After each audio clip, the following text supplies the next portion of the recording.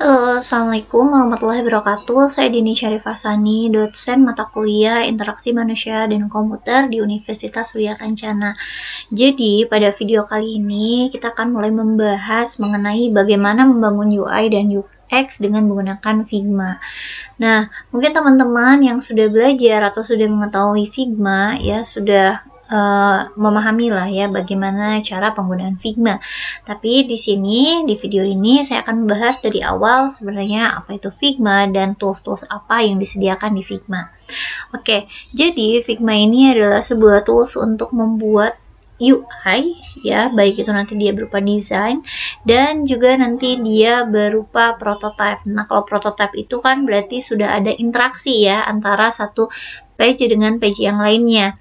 Mungkin kalau desain itu hanya sebatas rancangannya, seperti ini warnanya bagaimana, gambarnya seperti apa gitu. Tapi nanti untuk interaksi itu kan sudah ada, misalnya pada perpindahannya, atau misalnya ada animasi untuk button, kita bikin splash screen lah, atau onboarding ya, atau misalnya ketika kita berinteraksi dengan suatu landing page nanti dia harus seperti apa dan sebagainya gitu ya. Nah, untuk di Figma sendiri sebenarnya nanti teman-teman bisa melakukan export ya. Nah, ekspornya itu nanti ekspor gambar ya. Jadi dan juga nanti kita bisa menambahkan developer mode ya. Jadi nanti ini kalau misalnya teman-teman mau mengembangkannya kembali menjadi sebuah aplikasi gitu ya. Oke. Nah, di sini kita akan bahas lah tentang di Figma ini, tadi kan sudah disampaikan bahwa dia bisa melakukan desain atau rancangan, dan satu lagi adalah prototipe yang dimana dia sudah ada interaksi. Nah, ini adalah lembar kerjanya kita. Nah, di lembar kerja ini kita bisa memasukkan beberapa. Kayak di sini ada tools-toolsnya. Yang pertama di sini adalah tools untuk pointernya, yaitu dia bisa melakukan move dan juga melakukan scale. Kemudian di sini ada frame, section, dan slice. Nah, di sini adalah berbicara mengenai pengaturan dari page-page atau halaman-halaman user interface-nya kita, gitu ya. Kemudian di sini ada shape, di mana shape-nya ini itu terdiri dari beberapa ya, seperti misalnya rectangle, line, row, ellipse, polygon, start, dan juga gambar atau video yang bisa kita masukkan dari galeri. Kayak kemudian di sini itu ada pen and pencil. Jadi pen and pencil ini fungsinya itu kita bisa menggambar atau meng-create objek ya secara langsung di Figma. Di sini juga ada teks. Kalau teks ini kan sebenarnya kalau kita membahas mobile apps ini pasti teks ini adalah sesuatu yang penting, pasti dia akan dimunculkan ya di setiap halaman gitu. Nah, kemudian di sini ada aset. Nah, aset ini itu yang bisa kita download ya. Jadi teman-teman bisa download widget, plugin atau komponen-komponen yang mungkin teman-teman bisa download lah gitu ya. Nah, kemudian di sini ada ini sebenarnya geser ya. Gesernya jadi kalau misalnya ini kan dalam satu project ini kita bisa punya beberapa page. Jadi kalau misalnya sudah terlalu penuh kita bisa menggeser kanan dan ke kiri.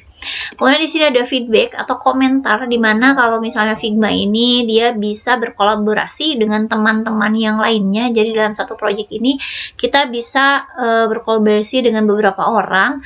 Nah, sehingga kalau misalnya di dunia industri itu jelas nanti kita bisa menambahkan komen, mungkin ada yang kurang kah gitu ya, atau mungkin ada yang harus diperbaiki dan sebagainya gitu. Nah, kemudian nanti di sini ada share. Nah, di share ini teman-teman bisa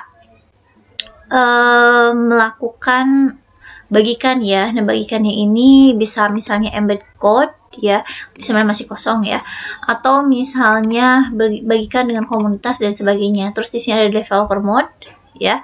Kemudian di sini ada library-nya. Library-nya apa saja yang nanti akan kita pakai ya. Kalau ini kan sebenarnya kita hanya memakai yang standar saja. Nanti kalau misalnya teman-teman mau, teman-teman bisa misalnya cari lah ya nanti seperti apa gitu, atau bisa ambil dari yang tadi diunduh. Oke. Kemudian di sini ada present dan preview. Ini fungsinya supaya kita bisa melihat secara langsung ya, secara prototype. Mungkin kalau untuk desain itu bisa kita lihat di sini ya, tapi untuk prototype kan ada interaksinya. Nanti kita lakukan dengan present. Oke. Nah, yang pertama adalah di sini jika di lembar kerja tentu saja teman-teman harus punya yang namanya si page-nya. Ya, ini kan halaman kerja. Nah, kita harus punya page-nya. Nah, di sini nanti teman-teman sesuaikan dengan tugasnya masing-masing karena di sini ada yang mendapatkan tugas berbasis mobile, ada yang mendapatkan tugas berbasis desktop gitu ya. Nah, jadi nanti teman-teman itu sesuaikan saja. Contoh di sini saya mau ambil yang misalnya Android small. Nah, seperti ini.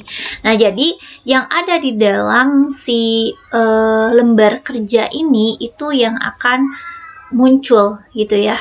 Jadi kalaupun nanti kita membuat sebuah aset offset di luar dari si lembar kerja yang berwarna putih ini ya, maka itu tidak akan ditampilkan. Nah, kita akan coba untuk lihat ya, kita akan coba untuk nge-present dari si desainnya kita. Nah, ini kita sudah lihat. Nah, nanti di sini kita bisa melakukan interaksinya gitu ya. Nah, mungkin itu untuk perkenalan dari Figma. Nah, kita akan mulai kepada bagaimana mendesain dan menambahkan animasi untuk Figma. Oke, terima kasih. Assalamualaikum warahmatullahi wabarakatuh.